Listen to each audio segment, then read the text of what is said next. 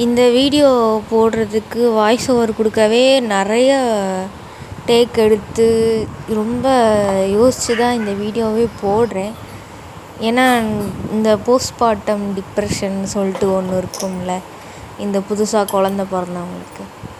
அது நம்மளை எப்படி சொல்கிறது, ஒரு மாதிரி நார்மலாகவே இருக்க விடாது. தூக்கம் இருக்காது, சரியாக சாப்பிட முடியாது, சாப்பிட்ற விஷயங்களையும் நம்ம கட்டுப்படுத்தி சாப்பிடணும்.